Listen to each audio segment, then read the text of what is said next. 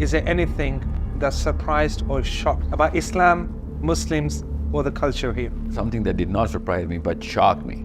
Call it Wahhabi, Barelvi, Sufi, Diyabandi, Salafis. That is actually one of our fitna that we actually have here. A lot of people are not going to like me for this. Islam in overseas could not have survived if the Arabian diaspora had not happened. Because Pakistanis, they amalgamate a lot of things. That's it, job done. Argument closed. And I'm talking about women here. In the East, women can't even, open their mouth, let alone ask a question in front of a scholar. The fitna that we have is divorce. The percentage of divorce. The man is responsible for a divorce, regardless of whatever sheikh is going to say or the wife is going to say. Man is responsible. That's what I believe. The man is the qawam of the household. Are we here in the West wrong to Yeah. think and believe that people in Pakistan are able to do this? No, people of Pakistan are not doing it. So if she takes that decision that she's going to be running, or bringing the money, then that's a totally different, religion you're actually practicing. Literally, it's a religion. It's got gods and it's got prophets. We're supposed to get hurt and bloody and bruised. Every man has been doing that from Adam onward. Women ain't women anymore today because men aren't men anymore. What about Muwadda wa Rahma? Rahma is not Rahma if you're enforcing it. If you're talking about a divorce, you already failed, buddy. Things have happened a long time ago. You failed as a man, as a Muslim man, way long time ago. Couple gets divorced, kids involved. The wife takes control of the kids, but the mother does not let the father access the kids. If you claim to be a human being, let alone a human being full of raham, and you claim to be sincere with your kids, and you do that, then I have no words. I literally can't even explain to you how big of a psychological disorder. If you have any ounce of Islam in you, please imagine what's going to happen to you in the day of judgment. Imagine the perversion, the mutation these kids are going to go through. You are the person who's going to pay for it in the day of judgment.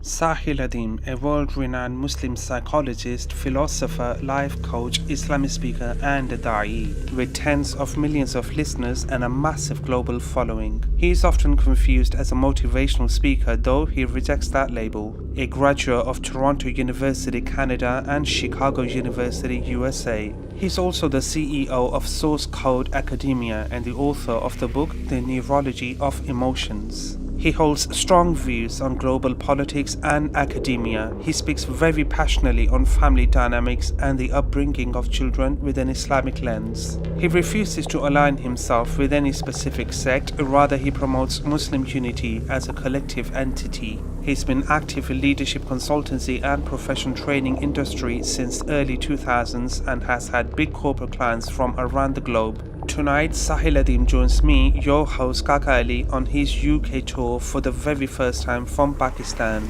And having a personality like Sahil with us on this podcast, we will be discussing two of the most important topics: Islam seen in the West from an Eastern eye, and his thoughts on some of the biggest fitan we face here in the West. Welcome to UK. Yeah, thanks. For the first time, this is your very first time you've Yes, come sir. to UK. Alhamdulillah, you've done quite a few cities already. Yeah. How many cities have you done? About 5 cities you've done now? We've traveled through more, but Bradford, London, Crawley, Crawley, Scotland. Glasgow, Scotland. Yeah, how could I forget? That's been your favorite so far, right? Yeah, well, no, everyone, the place was, people, totally different vibe. But now Birmingham. You're in Birmingham right now, which is, mashallah, the heart of UK. And alhamdulillah, the population of Muslims we have here, for us, obviously, Pakistan mein to, like, you've got hundreds of millions of Muslims. यहाँ पर UK के अंदर है, we have about 3.5 million Muslims. जो हम मुसलमानों के लिए, which is a decent number. For us, that's a large number, alhamdulillah, and it's growing. Firstly, आपसे मैं ये सवाल पूछूंगा साहिल भाई कि us Muslims here in the UK taking Islam from the Eastern scholars, be it Middle Eastern scholars or be it Pakistani scholars, what would you say about that? Should we do that? Can we take Islam our knowledge, fiqh knowledge, or tafsiri knowledge, or any Islamic knowledge from the Eastern scholars? Or should we just stick to the Western scholars? You mean Western scholars as in people who are living in the West? People who are living in the West, yeah. I think Muslims should be very open to taking knowledge from every scholar, like literally. Because scholarship is a very serious matter. And, any kind of theologian for any kind of philosophy actually paves the way of connecting, every, follower of that philosophy with the core. That's his core job. So the more we actually go into scholarship, the more we actually understand different angles of understanding that connection, that bridge. So Muslims should be, especially here in England, they are, in the middle of East and West in terms of scholarship. They better be getting, both these funnels very well connected together, and not just get both of them, but analyze the difference and see where the difference is coming from. This is going to, this is not available in let's just say the Arabian scholars are not going to be, students of those Arabian scholars in Arabia and Morocco or Tunisia. They do not know what's going on in India, Pakistan scholarship. Just like that, people in Pakistan, India, or Arabia do not know what the Western clerics are doing. So in England, you have that opportunity. You not only speak the same language, you can understand both the languages, you can understand where they're coming from, sitting at a neutral point. It's more of a very, good vantage point for a teenager here, where you can, see both and see how situations keep, enticing scholarship to come up with new ways to look at it, the same core. The themes don't change, but the eras of politics and culture are, changing so fast. So Muslims here can see that kind of transition, and how one can be compared with the other should be a talent, should be a skill now. Sorry. Yeah, definitely. See, now exactly on this point, because the scholars that we have here in the West, people could say, a layman could say, those scholars that we have here in Birmingham, UK or America, they've actually gone to the East and they have studied in the East and they've brought the knowledge here in the West. So why should we go to these scholars in the West? Why can't we go directly to the Eastern scholars? Who would say that? Layman from here. So instead of taking knowledge from the people, scholars of the West. That would be one of the options.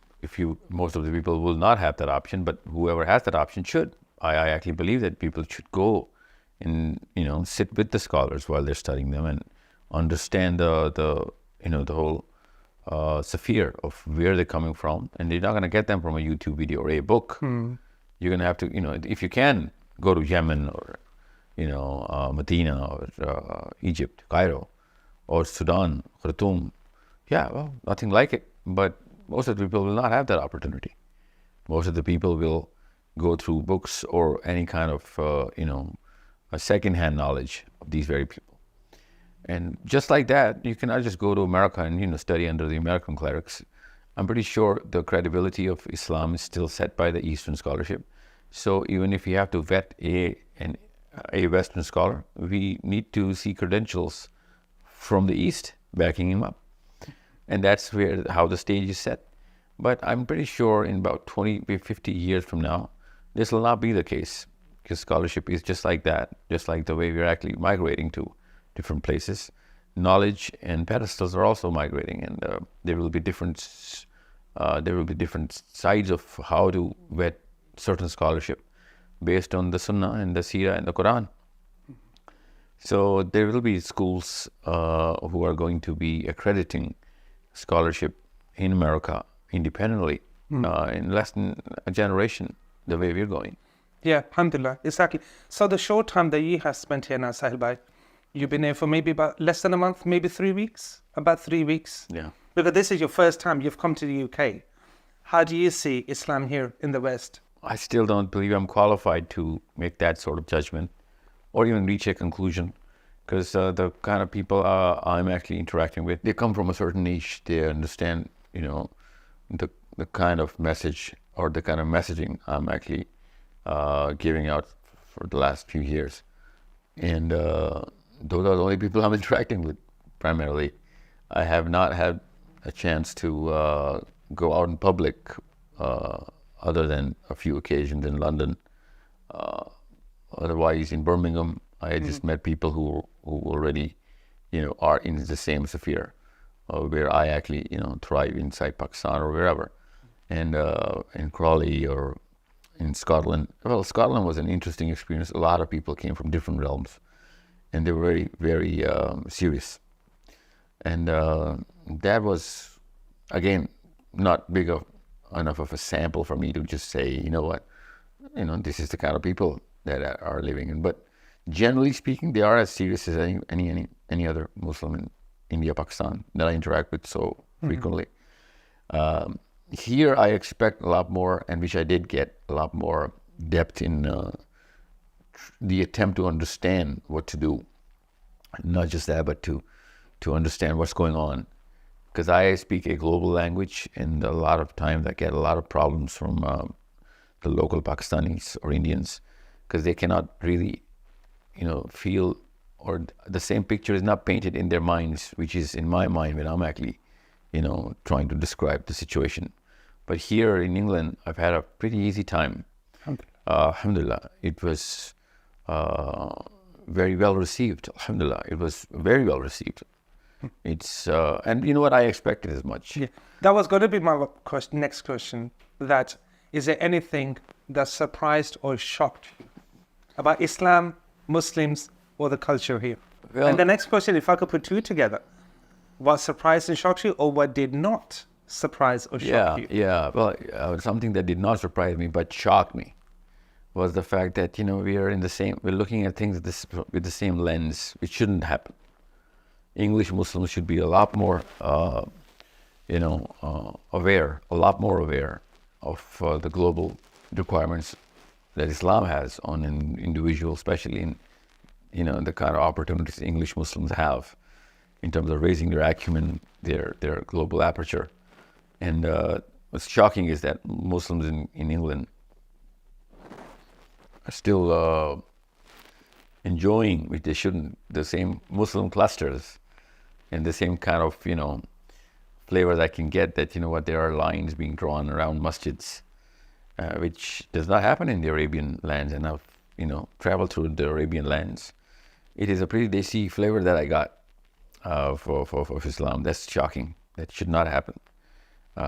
In Canada, I'll tell you, the Indian Pakistani Muslims, they've been Arabianized, and in England, it's still as if I'm actually, walking the streets of Islamabad or Lahore. We believe that. There's some areas which are literally called, when you go to an area, oh, I'm in Pakistan. Yeah, no, it's not just the fact that, the culture. I'm talking about the lens through which they look at Islam. Mm-hmm. That's something which I thought was not going to happen. This is my first time in England, and I've lived in America, and I've lived in Canada. They have a global aperture of looking at Islam. There's not going to be any Brelvi or Deobandi or Wahhabi or Ahle Hadith or, certain factions trying to, or competing with each other. But English Muslims have a very clear, what's the word? Trenches. Yeah. Trenches, that's the real word. See, that just from there, let's follow on to the rest, because that's exactly linked to this. And that is one of the problems we actually have here in the West of like making groups, call it Wahhabi, Barelvi, Sufi, Deobandi, Salafis, whatever.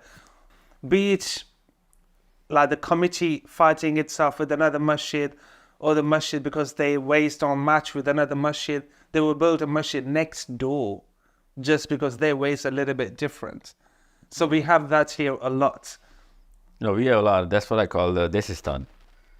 We have a lot of Desistan in England. And you know what, quite frankly, I didn't expect as much, because I know it's see, the real math that we all need to do is how much of an Arab, diaspora that we have in England. Because in America, you see, every third Muslim that you're going to find is an Arab, or maybe even second Muslim that you're going to find is an Arab. and I think Muslims in England should let them get a little washed away with the Arabian flavor and get to see at least different versions of, different cultures of Islam from the Islamic countries. We're not doing that. They're pretty away from the, even the Muslim cultures. Mm-hmm. I do not see any Indonesian, Malaysian. I've not met any here. I do not see any Arabian, powerhouse generating, certain public policy, especially Muslim. They're not calling the shots on these sort of things, which is street Islam. It's just too soon for me to say these kind of things. Maybe there is in London. No, we actually do have that in a lot of cities. Like if she spent more time here, and but they're not they have not penetrated the Muslim mind, Pakistani mind, an Indian mind. Because you know what? I'll give you an example. If I'm speaking in Toronto, and even if I'm speaking to Pakistanis, I would know that they're going to come up with a very Arabian question, or they will be very aware of what North African or the Syrian or the Iraqi way of understanding this sort of, or Lebanese. They're pretty aggressive. Even when I went to Australia, like as far as Australia, the first community I could possibly interface with was the Lebanese, and all the halal meat and all of those things were being all the the push was done by the Arabs, which is normal. I mean, I was thinking that's how the Arabs operate in Denmark. I lived in Denmark. The Libyans and the Lebanese, the Syrians, Egyptians, they call the shots on a lot of things. So Pakistanis feed off of it, which is awesome. Awesome. I mean, we love each other. The Arabians, love the Pakistanis and Indians. I mean, it's the same sort of thing. But in England, I just did not see that. I saw real Pakistan in India. I mean, this is not a good thing. You know what? It depends what area you go to. Alhamdulillah, we have a lot of unity now, but there's some areas, for example, we're in Birmingham at the moment, and I believe it is in many other cities as well. Like in one area you go to, like if I can mention, Sparbrook is an area, it's mainly Yemenis and Somalis. You go to Small Heath, which is another area, it will be mainly Bangladeshis. They have the community. But they're not rubbing off on the Desis, They're not rubbing off. Okay. I'm telling you, you've kept them at bay. So maybe they came later, and because this was Pakistan or India. England, was all Pakistan, India, though. And I'm just thinking from just one perspective. Maybe I'm wrong, but I'm telling you, in Toronto or Vancouver, well, mostly Toronto or the eastern side, and America, you cannot be a Pakistani and not be affected by the Arabian version of how to look at Islam and how to, behave. I mean, they really rub off on you, and this is awesome. Awesome. I mean, I know how, because I just keep reminiscing from Toronto, and the Egyptians and the Lebanese and the Yemenis, those were the people who I naturally had to hang out with, because not just that they were so many, but the fact that I knew that they would know where to go eat, where to go study, and what kind of excursions I'm going to plan are going to be based on where these sort of clusters are going to be. Here, when people came into my sessions, I was trying to keep trying to get an echo of to what because this is England, this is not Pakistan. Yeah. But I can't. This is very more Pakistan than Pakistan, by the way. Of course, we're called Birmingham Sharif for a reason. And now I know. And I just came from Bradford, by the way. Okay. They claim to be more Pakistani than us, but this is still Birmingham Sharif. Yeah, one can argue. You know what? One thing I was surprised about because when we hosted you, how do you know about HMC? See, there you go. That's one more reason. That's the first thing I asked. I didn't ask for halal food, by the way, in London. No, I asked where's the closest Arabian, neighborhood. Yeah. Because in Denmark and Toronto, you don't get halal food like that. Yeah. Arabs are gonna, serve it to you or furnish it, the options. So my host in London, she's very well versed because she's been around. So she was very conscious of the fact that I'm going to have halal food issues. So she said, we have HMC. That's what she said. Yeah. And I was like, oh, it's an Arab. And she said, no, why would you think it's an Arab? And I was like, what? Who is it then? She said, he's a Bengali. So I was like, oh, awesome. So when I went to speak to the Arabs here in London, I said, you know what? I was trying to get HMC vetted. Okay. And that's how I think, you know. Because you're quite strict in that. Yeah, not just that, but I knew an Arab would know. And I said, because I was sitting with the Arabs in London, and I said, you know about HMC? Should I trust it? And they smiled, and I'm like, yeah, man, we trust it. And they knew why I'm asking them. Okay. You know what I'm saying? I mean, so do you know about the HFA? You know what that is? Yeah, I know. So I know that they taught me. See? Okay. So see, the Pakistanis, they do not know how HMC's, the whole supply chain and the whole halal food monitoring. Yeah, but audit mechanism. Yes, that's right. They knew that. Yeah. And I asked the Pakistanis, and they were like, no, I don't know how it works, but I know it's real. And I'm like, yeah, that's classic for you, man. It's classic. But so they actually knew how the gold standard is, achieved, and how the old audit mechanism is. So it's the way we look at, certain things in Islam. And I've been raised by the Arabs. So maybe that's why I'm a little too Arabian in that. But overseas, Islam cannot survive. And a lot of people are not going to like me for this. Islam in overseas could not have survived if the Arabian diaspora had not happened. Because Pakistanis, they amalgamate a lot of things. And maybe it's our own psychological disposition, but Arabs, they don't. They're pretty Arab. And they take pride in that. And I thrive over that pride. Yeah. See, one of the things as well, like taking it from that point as well, one of the issues, if I could say, I'll put a few points together. So what happens here, for example, the youth, right? So when someone goes out to head towards a path of knowledge, once they start to travel on that path, once they've just begun their journey, they start to believe they are okay to refute and debate and call other mashayikh who've been in the game, if I can say, of teaching for decades. Because they've just started on the journey, they believe they can just start refuting and debating and calling other people off. So that's one of the fitna that we actually have as well in our time in the West. What would your perspective be on that? Is there anything like that do we have in the East as well? Or what would your response be to that? Or advice that you could say to these kind of individuals, our brothers? I think humility is one of the values of Islam, core values. So I would advise youth to be humble in front of people of knowledge. However, having said all of that, I think being assertive is part of being a Muslim, and also being inquisitive and curious is part of being a human being who's going to channel that curiosity into Islam. So if the scholarship is aware that these sort of things are going to naturally happen, because the West is going to. The one gift the West is giving to Muslims, and that's primarily the reason why I'm in England, is to channel and harness that sort of strength that this pedestal has to offer to Muslim youth. That they are going to be curious, they are going to go into different levels of knowledge, they're going to ask questions, they are going to challenge, and they're going to refute. And I think with time, when they're going to grow into some sort of maturity, they'll understand what kind of chaos that they were up to. But I think the scholarship should grow a lot more thicker skin to take this sort of heat from the English or American youth, because that is naturally going to happen. And I don't, sponsor or endorse it, that you just go hover like bees around scholarship, but you shouldn't just stop it. You can't just, start following people.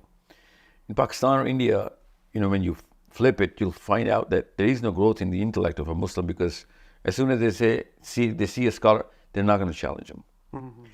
And one scholar becomes more of a prophet, na'uzubillah, rather than just a scholar. You can see in Pakistan and India, when I say this is something which Hanifa has said, that's it, job done. Argument closed. He was not a prophet. You know, we have to still see what was going on and how did Abu Hanifa reach that conclusion. That brings the power and essence of Abu Hanifa, rather than just, not even think about this. So we have to balance all of this. I would advise the youth to be humble and polite. Rudeness is not part of Islam. Be very, very respectful to scholars. They're not just anybody. They are the only source through which you're going to get. Otherwise, just go through all the libraries then. Spend the decades that they have spent. This is disrespect to the time that they've spent, and like literally they've given their lives to. And so instead of getting all that knowledge, they're trying to polish their egos and trying to challenge them. Or maybe there is a weakness in some scholar, and they're just trying to pound on that weakness, trying to get their, own pedestal established as, as some speaker or whatever. So the respect, if you cannot respect a scholar, then might as well just choose another path or career. Islam is not going to endorse you. See, one of the reasons why I actually had one of the scholars actually mention this, the reason why you don't have this fitna in either the East or the Middle East, because you have too many scholars here. There's too many ulamas. A youth can't rise from that land and try to come out and say, come to me, don't go to them. Because there's too much scholarship there already. I don't agree. I think it's more of a cultural thing. And my stencil is the Sahabas. So I'll tell you a hadith where it's a very famous hadith, when Prophet ﷺ once asked the Sahabas about he was giving an analogy, and he asked, which tree do you think represents the man and the cycle of the life cycle of the man? And nobody could answer. And Abdullah bin Umar and Umar Khattab, both the father and son, were there. And Umar Khattab did not know the answer. And Prophet said the palm tree.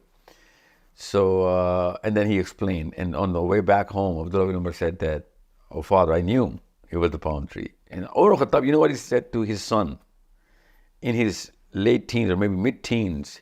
He said, why were you shy? Why did you not talk about this and tell the Prophet ﷺ that you knew? And he said, because I was so shy. And Umar Khattab said, don't ever be shy like this in Islam. Okay?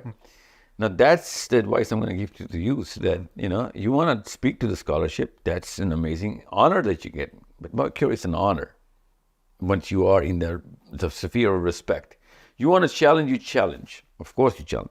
But you better have the same kind of homework that the scholarship has. If you have that, even if you're under a certain category you have, of course you're not going to have all the categories, otherwise you would be the scholar. But even if you have that category of, let's just say you have a grip on some sort of a logic about that argument that you're trying to place, then you better present that homework. Be respectful. Keep the challenge going. Don't stop the challenge. Actually, that is the downfall of the Muslims in the East, because they've stopped questioning their people.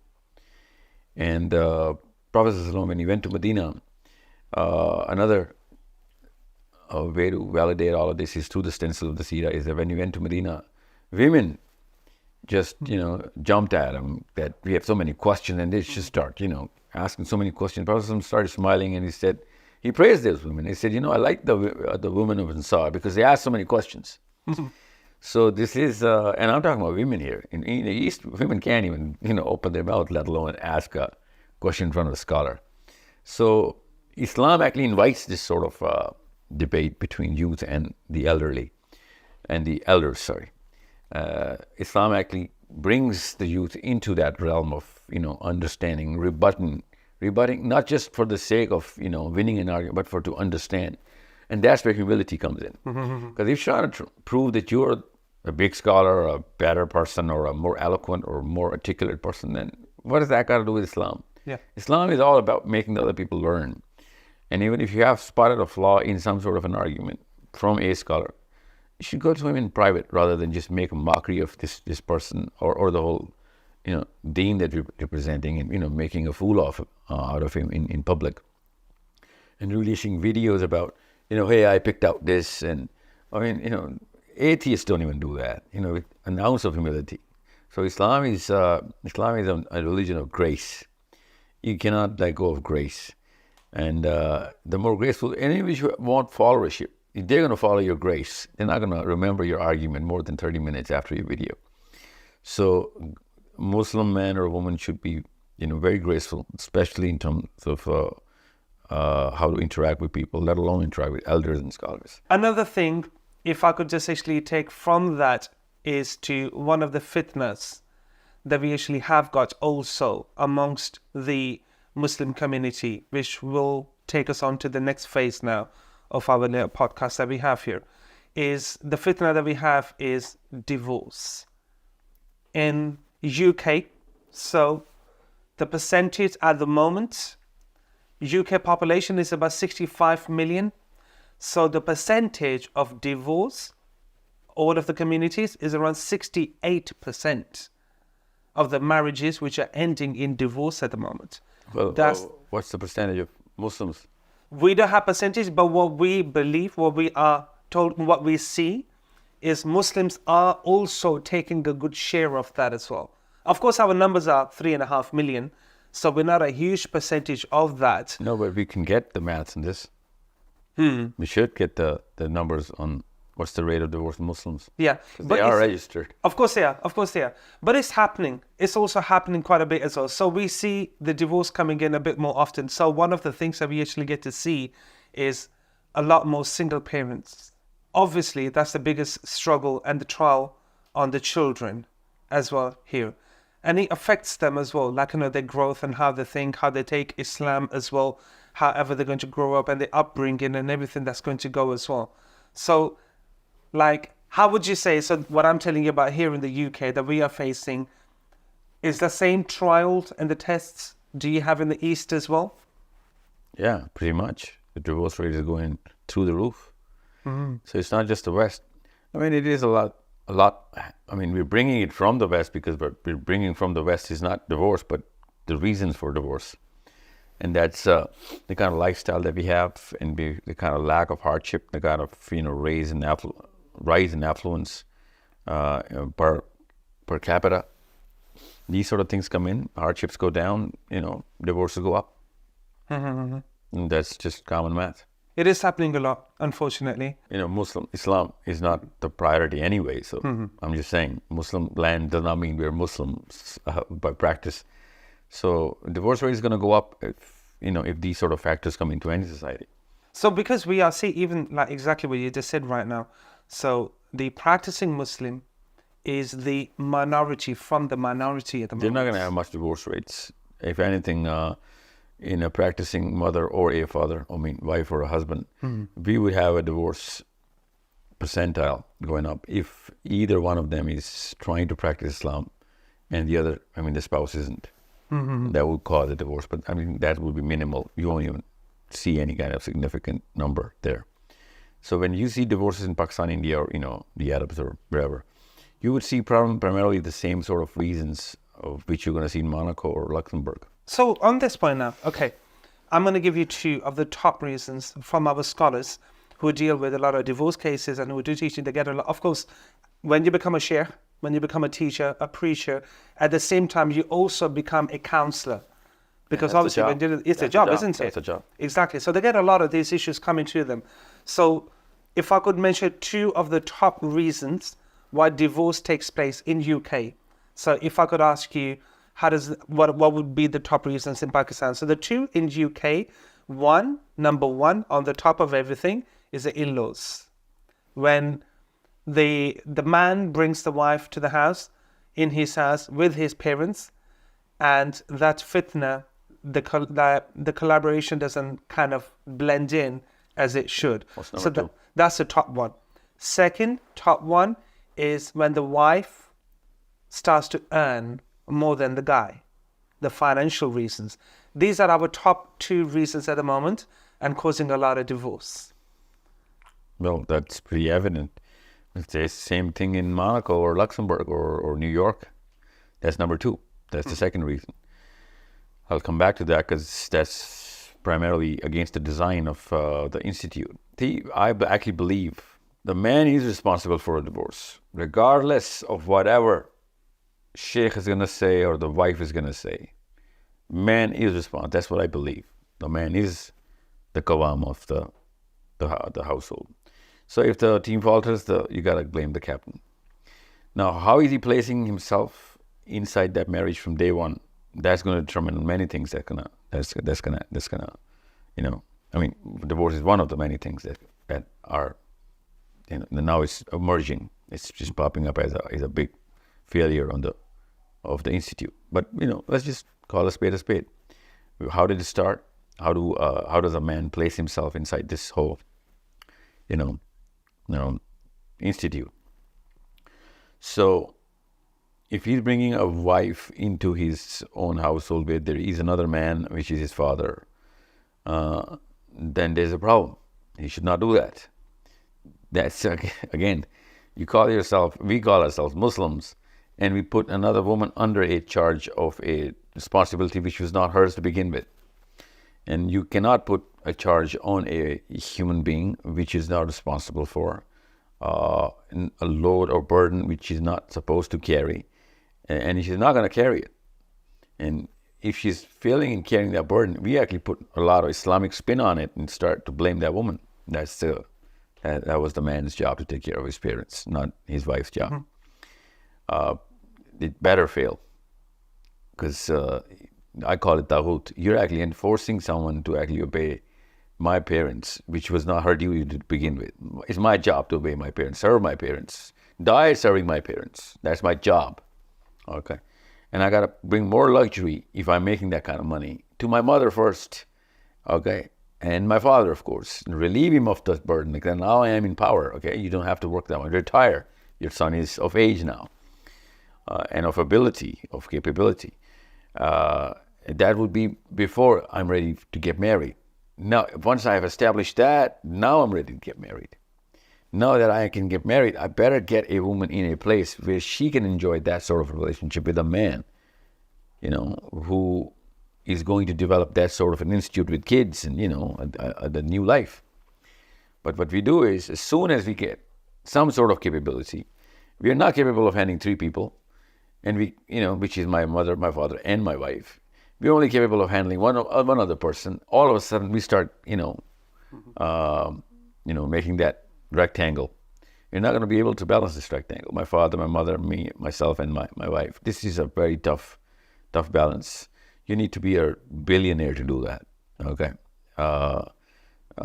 and it's okay if you're not making that kind of money. If you're not making that kind of money, so it's okay. Don't bring in another person. So you know what? Just on this part, I'm sorry, I'm going to interrupt you. Are we here in the West wrong to think and believe that people in Pakistan are able to do this? No, people in Pakistan are not doing it. That's our fathers have been serving wrongly. Okay, our kids and their wives. That's not their job to actually serve their kids and their wives. And those little puppies are just living it off, in fake egos, thinking, they're the man of the house. No, they're not. You're not the man of the house. Your father is. Most of the Pakistani men are not even qualified to get married. Their fathers are, and they're living off of their fathers, empires. Like, as tiny as that could be. I'm not saying, I'm talking about those billionaires. No, even if, you have a rented house, but your father's paying rent, and you're just a developing career. You're inside a developing career. You just got your job and now you're getting married. No, you don't. You're not supposed to get married. If you cannot run 2 houses, don't get married. Okay, because if you're trying to make that poor girl, run that house, which you're not going to be home for, money is not running that house. Okay, balancing relationships is called running a house. And she's the one who's actually doing all the political framework between my mother and her, and my father and her, and my all friends and my siblings and all of those cousins. And she's supposed to be single-handedly, a 24, 25-year-old girl who's never had any exposure of this sort of, sensitivity. And that's why you're going to see domestic disturbances all over the place. And I would be surprised if these numbers didn't really, sort themselves into this list. But they are sorting it, rightly so. Domestic disturbance should be, and in-laws should be the number one reason for our divorce, because those are not supposed to be, in the periphery of the woman. But she's there. That's all she's dealing with. 2 things I'll say here. Let's try to kind of balance out the other side as well. 100% I agree with you. That would be my option too. That's something which I was going to talk about, the woman's role. Yeah. in the next reason, Yeah. you just gave me enough of what's the word? Reinforcement of my belief. See, the system is run by the man, and the domestic system is run by the man, and that's rightly so. We were given the muscle, we were given the thicker skin to go and face the heat, make the money, go through every sort of problem, absorb all the heat outside to make sure the heat does not come to our wives and kids. That's the job. That's the job of a man. And women are not even designed as these for these sort of things, because the body itself tells you it is the design. If you see an F-16 and you see a Boeing A380, you'll see what is it for. Okay, you're not gonna put a couple of pilots for a commercial trip from America to Pakistan in an F-16. That's just not gonna work. Even if you make it to Pakistan, it's not gonna be able to fly back. And you're not gonna take an A380, for a war mission, because it's not designed for this. So we know by looking at the system and that's why I say our muscles are our responsibility. We better be going through a lot of pain. So when a woman goes for a career, for a job, and starts to become a breadwinner, and I'm not talking about those single mothers, I respect them. That's inevitability. That is God's design, and whatever they're doing two jobs at the same time, the job of a man and a woman. I totally respect those single mothers. But I don't really respect that woman who has no reason, and she's actually put that burden on herself, and she wants to be that career woman for the sake of proving some identity that she got from some thought process that, I gotta be you need to be skillful. God forbid your husband dies, you should not be living on charity and whatever. I understand that, and that's again another job of the man to develop the wife. Okay, my brothers shouldn't be burdened with my wife and my kids after I die. So my wife better have the skill. But I'm not. You forcing her into a career, you're actually ruining the kids. You're ruining the children, because they need the mother way more than they need me inside the house when they're infants and they're growing the first 10, 12 years of their lives. That is the career of the woman. So if she takes that decision that she's going to be running, or bringing the money, then that's a totally different, religion you're actually practicing. Literally, it's a religion. It's got gods and it's got prophets. Okay, those prophets are with the P-O-R-F-I-T, but it is still prophets. Okay, so you better understand what this design is. Once you live out that design, you're going to find ease, and you're going to find harmony, and you're going to find so much comfort. And I'm telling you, if we were the other way around, I would never work. I would know what my job is, and I would be actually, for my own identity, I'd be more. I would have way more knowledge. In this design of Islam, women are technically supposed to get way more knowledge because they have a lot more time for themselves, but they're not. They're sitting in front of TV if they're not doing their, chasing a career, and from that TV they're getting those sort of, philosophies in, and they're just trying to chase a career because they want to be, Anistons and Lopez's and, whatever Jennifer you're going to name. You're supposed to be enjoying your life. Islam actually makes a girl actually enjoy a lot more of this life than a man. We're supposed to get hurt and bloody and bruised, battered. That's the job. And every man has been doing that from Adam onwards, okay? And we haven't complained. So, and we don't really chase our career to get our man's identity. No, we don't have to prove our identity through our career. Why does a woman need to prove her identity of a woman from a career? You know what I'm saying? If you're not a lawyer, you're not a man. No one has ever said that. If you're not a doctor, you're not a man. No one says that. I'm a man because I'm a man. I gotta go out, whatever I gotta go, even if I'm a plumber or the president of America. It doesn't really matter. I'm still the man because I gotta get the money in, get the system working, whatever I can. I gotta do the best I can, and that's my identity. It comes from really, literally from within me. I mean, the way I'm designed, the way I can actually, lift weight, it just makes me, more responsible, and it makes me more of a failure if I'm not fulfilling my design. Mm-hmm. That is my identity. I would be less of a man if I'm not doing all of this. If I'm not utilizing this system, this body, this might, and this brain towards the right use, Doesn't matter what kind of money I make after that. It doesn't matter. It does not change the identity of a man if I make less or more money. It does change my identity if I don't work. And that's the exact opposite to a woman. So if she's working, a lot of onus I give to the man, her man. It's like, what were you thinking, man? Why did you not start the game with the right, from the right rules and from the right page? That this is my job. I'll take the pain. You take the kids. Okay? I'll take the blood. I'll take the bruise. I'll sweat it out all my life. I'll never let you know what kind of pain I face outside.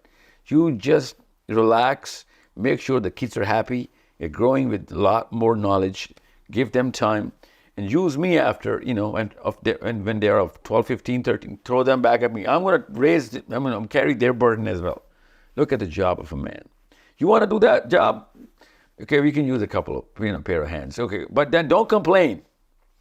No woman should complain that she's being mistreated or whatever. You better get mistreated, because we get mistreated every single day of our lives. That's part of being a man. Okay, and you want to play the man's game? Okay, I'm not going to say, whether you're a woman or a man, but you better be ready to get bloody, bruised, and battered every single day. Okay, no, play the woman card at that time then. You have no right to play the woman card. Okay, because there are no men cards in our game. Okay, we know if you're a man, you're gonna get slapped around just for being a man. Exactly, you gotta take it all on. Well, I know you're very passionate about that. We are definitely gonna get like 150 questions for that. Any question, just drop them in the comments. We're gonna go back to Brother Sahil again. Jazakallah khair, what you just said right now. A lot of questions. I'm just gonna take maybe one or two from that. 100% again, I agree with everything that you just said. But just a little bit of the other side of the picture. Yes, the man takes the wife. He gives her her own home. She needs to be treated like the queen if he wants to be treated like the king, of course. One of the things actually we hear, women ain't women anymore today because men aren't men anymore. And it can work both ways. Anyway. No, it doesn't. I blame it? the men. Yeah. When women say that, I totally agree with them. Exactly. So, yes, the man gives the woman her house, comfort, and everything. What about mawadda wa rahma? As Allah subhanahu wa ta'ala said in the Quran as well, that's what marriage leads on with. But when they try to take the card that we don't need to do anything for your parents, where does mawadda wa rahma get left behind? Why does that get left behind? Well, because you're making it mandatory and enforcing that rahma. Rahma is not rahma if you're enforcing it. The word rahma is an oxymoronous with if you put a mandatory clause on it. Rahma is rahma when you're voluntarily doing this. And if you're making my wife, you know what, you better start doing rahma on my folks. That's not rahma, that's a duty. Okay, and there is no duty other than what Allah has, made a duty for anybody. So if a man knows that a woman has enough grace of her own, she's going to do rahmah on her own. You cannot enforce her.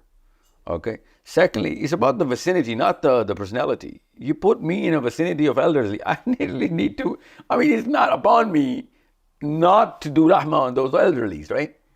But who put me in that vicinity? And it's not about the being in the vicinity, it's about not being able to come out of the vicinity. So that's my only home, and there are two old folks there, and I cannot get out because that's the only home that I have now. And that's somebody's failure, and that's the man's failure. You know what I'm saying? If you put two different houses, and there is my father and mother there in one of those houses, and the other house is independent, where my wife is, she is naturally going to do 10 times more. Out of her own grace. That's the woman's design. She's going to spend more time in that house serving my father and mother. But if I'm making it mandatory, then I'm calling in for the perversion. I'm telling you, women are not perverted. We make them perverted. You know what I'm saying? Most women, regardless of Muslim or non-Muslim, out of their own womanly, feminine design, they would practice their rahmah. But we just, hover our fathers and mother around them like bees and, thinking, hey, why aren't you being... where's your rahmah? No, this is not rahmah. Are you kidding me? That's beautiful. No, Jazakallah khair. Very nice. Just one point I would also say, where you said right in the start, and I believe the way it is at the moment, because I've heard the Eastern and the Western scholars as well, one of the things that has happened again in the West, in marriages, the khula. it has become, and I believe it's not, from what I've heard from the scholars of the East, it's not how it is in the West at the moment. Khula has, you know how you just said in the start that the divorce is in the man's hand, but the way it is today, khula has become very easy for sisters to get right now in the West, unfortunately, to a point, of course, I can't mention any names, but one of the scholars in the West, here in UK, I actually raised this question and I asked them about this. Why has divorce, khula, been made so easy? Their response, shrug of shoulders. They can't even respond. Who, they? The scholar can't even respond. You know, I think we've spoken about this, divorce or khula. The man has to say that, the three words, rather, you know, regardless of whether whoever initiates it. See, khula in Islam is easy, okay? You make sure, let me just face the camera here. Khula is the easiest thing in Islam, okay? If you read about it, you'll find out. See, divorce was supposed to be, but marriage was supposed to be the toughest institute. Getting married was supposed to be the easiest, but marriage is supposed to be the toughest institute. That's why we gave it to the man. You toughen it out. You know, you're supposed to be, ragged into this planet, and then serve your people, make your women feel like queens. That's not an easy job, okay? So that's why I blame the man when there is a divorce. I'm not saying that, there are mu'minas flying around like, little Tinkerbells and you're just slapping them around. I'm not saying that. I know there are falls of women. I mean, any fool would know that. And it doesn't take a real rocket scientist to know that, a lot of divorces are caused literally by women. And there are a lot of women not supposed to be in vicinity of human beings, let alone Muslim men. I mean, I know that. But the divorce, the breaking of the marriage has to be a responsibility of the man. That's not my words. That's why the divorce was given to the man, that you are going to give the divorce. So if it is happening, he is responsible. It's common sense. I mean, I'm trying to put this burden on the man for a reason, so that he can work every single detail out before he gets married, during the whole marital, whole journey. And if there are any fractures, he better preemptively take care of them. Rather than just talk about, why is she taking khula, or why should I give her a divorce, or why not? If you're talking about a divorce, you already failed, buddy. Many, many months ago, you were failed. Maybe years ago, you have failed already. If the word divorce is in the air, or the khula, things have happened a long time ago. You failed as a man, as a Muslim man, way long time ago. So, and khula is supposed to be easy, for God's sakes. Imagine the worst case scenario. We can't just confine the woman entire for life and make it so complicated to get out of it. She's a dependent. Islam gave her an easier way out. She wouldn't, she doesn't even like the looks of a man she can get out. Okay? Good enough. I'm talking about, that's an exception. Most women, I know in Pakistan or in all of those, because you know what? Islam is not even practiced by most people, most men. And when Islam is not practiced by most men, I don't really blame anybody under that man, the wife or the kids, for going un-Islamic. The man is supposed to set the precedents, set the examples, and for every single second. I mean, marriage is such a tough institute. For every single second, even if you're not internally a moment, you got to pose as one. Because of your kids, because of whatever your wife is going, she's going to be echoing. She is a mirror of whoever you are as a Muslim. Or actually, you know what? On the contrary, she's a mirror of how non-Muslim you are. She's going to, because every dependent is, it's just, you're making a jail out of your own household, and, they're going to try and look for ways to escape from the prison. It is that simple. And if you're going to make a shrine or, a peaceful, palace out of your house, no one's going to look for ways. People are going to look for ways to come in this building. So if people are trying to get out of your own house, that means you didn't really understand your prophet. You didn't understand how Islam, the essence of Islam. Nobody wants to give out of a guy who's all love and care. I mean, this is, I'm just amazed at how men don't get this simple concept, okay? And I'm a man, I'm a Muslim. I will never blame any woman, even if, the verdict is against her. I am not going to blame her, because God gave me the responsibility. I better accept my failure. No matter what has happened, I should have known. It was my job to know, and it was my job to fix. Okay, way before this event happened, it was my job to know. That's called Qawwam. That's not an easy job. So all those boys who are really eager to get married, it's not an easy thing to do, okay? It's not about your libido, okay? It's about the akhirah. It's about, part of your body missing when you're going to wake up on the day of judgment. How unjust you are with your own wives. And it's not about having, many wives. Even if you were unjust with just one wife, you can't be. It's that simple. So all those men, I know you'll be cringing that, you just gave a get out of jail free ticket to all those women, all the women in the world. Yeah, I am giving it to them because the burden of this institute is on the man. You better man up and accept that whatever is going to fail in, let's just say 5 years, 5 months, 10 years, you better fix it right now because you can. And it's your job to fix. Jazakallah khair. That's beautiful.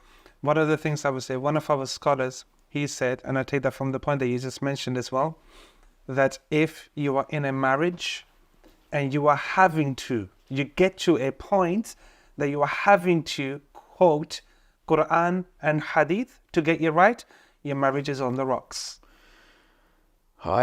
Golden words were seldom spoken. I totally agree. If you're invoking Quran at the time when you need to invoke, it's too late already. You should be living the Quran. Living, not reciting it. You should be living the Quran. If she cannot remember the Prophet ﷺ by your own actions, you better get a divorce. Okay? That's how simple it is. And I'm telling you, and I know some Mominas who have been my spiritual mothers, and I know I'm married to embodiment of those women who are so, they're reminders of how, they're the best check on you. If your wives are not checking up on how much of a, copy of the Prophet ﷺ you are, women are not doing your job right. If you're not a check on your husbands about what kind of, fractures they have, and, give constructive feedbacks. And if they're not learning into becoming more of a copy of the Prophet ﷺ, then, then you're not defining this institute right. Because if there were any other solution to this concept, if there were any, Prophet ﷺ would have given us that version as well. He only gave us one version, and that's the only version that's going to work. Otherwise, you're compromising in so many things. And I hear this word more than I hear the word marriage. Actually, you know what? We use this word compromise with marriage as if it is, that's like the rule. No, it's not the rule. There are happy people with no compromise. No compromises of any kind. If you're thinking that you're going to compromise on something because of whatever's going on in the, with the wife or the husband, well, I don't know what kind of books you've been reading or what kind of people you've been hanging out with. Read the seerah, make sure she reads it, understand how beautiful the relationship becomes once the man, preemptively looks into these sort of concepts. And having said all of this, now I think I've built up enough out of this, a man better divorce the wife. He better, and a woman better take the khula if these rules are broken. You better end it. Islam is not only a religion that, enforces this institute, but it is the only religion that enforces the breaking of this institute as well because of the kids. Okay, marriage is not about husband and wife. Marriage is about the future. So your kids, if they're not growing into the copies of the Prophet ﷺ, one of you, us, or both of us are so wrong that, we're creating, Abu Jahls in our own house. So we better make those decisions as well. Okay. Again, I said this as a part of the end because I hope everybody gets the bigger message. Islam is not about divorce, but Islam is all about marriage and, the fine institute of harmony. But make sure you have that sort of decision, the leadership, sense of leadership to make that decision, the capacity to take that decision as well. Okay. It's not all about, what Sahiluddin said, we're getting divorced, I'm at fault. Yeah, you are at fault, man, but you got to recover. Okay, because kids are way more important than your marriage. Another fitna that happens in this country at the moment, and I personally, from top of my head, 6 of my own personal friends are actually suffering through this at the moment.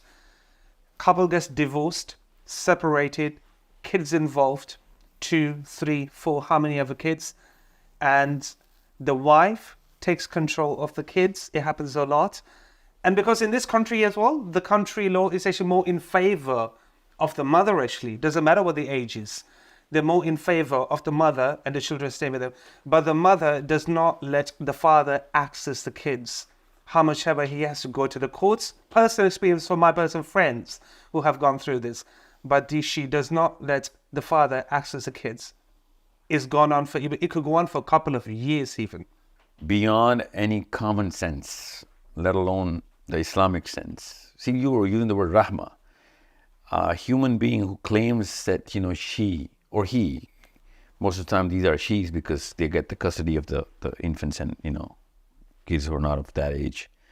So if you claim to be a human being, let alone a human being full of raham, and you claim to be sincere with your kids, and you do that, then I have no words. I literally can't even explain to you how big of a psychological disorder. Forget crime and sins, and this is a disease that you're suffering from. You're beyond selfish. It's such a big disorder that if you are in any way sincere with those kids that you actually claim that you are as a mother, you would not even think about depriving the kids with the natural biological connection of the father. There is no man in the world, however moment he is going to replace that sort of a connection and that sort of sincerity with your children. And it's not about the fact that you have a feud with this, because as a husband it could be a failure. I'll give you that. The divorce was rightly done, or the khula. I'll give you that as well. But that has no bearing on the connection between the father and the children. Even if he doesn't love the children, you have to force the father to be connected and raise the children as much as he can. I mean, that's how much it is appalling when women they claim that they have raham and their sincerity. These two words become there's a paradox. You claim to be sincere and you're depriving them of the most natural connection with their father. But if it was the other way around, how would you actually think of that man? He was depriving the children of their mother. It doesn't take a rocket scientist. It doesn't take a scholar of Islam to understand this. An atheist living in Antarctica would tell you how blatantly it is zulm, nothing else. It is zulm. And if you have any ounce of Islam in you, please imagine what's going to happen to you in the day of judgment. Imagine the perversion, the mutation these kids are going to go through because of the lack of that fatherly umbrella of so much support and connection and biology. Literally, it's just you're damaging the biology of the kids. And once they're going to go through those sort of problems in the future, you are the person who's going to pay for it in the day of judgment. I'm telling you as a Muslim, do not do this to your kids. Do not do this if you are in any way calling yourself a Muslim or a Muslimah in this case. Your kids are going to get those sort of broken family disorders because of your ego. Because this is ego, nothing else you're practicing. Even if you think he's a criminal, he's still he's a criminal as a husband. He cannot be a criminal as a father. And even if he's, not responsible or care less about this concept, you got to force that man to be, taking care of your kids. Even if the court is giving you custody, make sure that has nothing to do with the care that the father has to give to the kids. It is that important. They need you for just those 5, 7, 8 more years. After that, they need their father. In their teens and post-teens, they're better. It's the design of the society. It's not just the design of the household. Girls, especially if you have girls. I'm talking to women who have girls. A girl who is raised without a father, she's a prey for all the people in the society. Those vultures in the society are waiting for all of those girls who are fatherless or not raised by fathers or do not have protectors, they're real fathers. You're literally presenting your daughters to the vultures and the animals of the society. in about 10 years from now, your daughters will be the first prey to all of those animals, because it is your ego that is in the way of, the protection. If you were any sincere, you take my word seriously. Do not do this to your kids. It's not about you and your husband anymore. It's about your daughter or your son, coming in inside the society as a Muslim. This is probably the source of all sins your kids are going to commit. Whatever they're going to commit, it's on your head. It's on you. It's that simple. Sahil bhai, Jazakallah khair. Barakallah. 120 questions right now from that as well, but we're going to leave that until next time. Sure. May Allah subhanahu wa ta'ala make a journey safe for you, take you home safely to your family as well, and your kids as well. We really appreciate your time. And may Allah subhanahu wa ta'ala allow you to come back soon again, and we're going to carry on with the next part with the other 120 questions that we already have got. Inshallah. Thank you so much. Assalamu alaikum warahmatullah.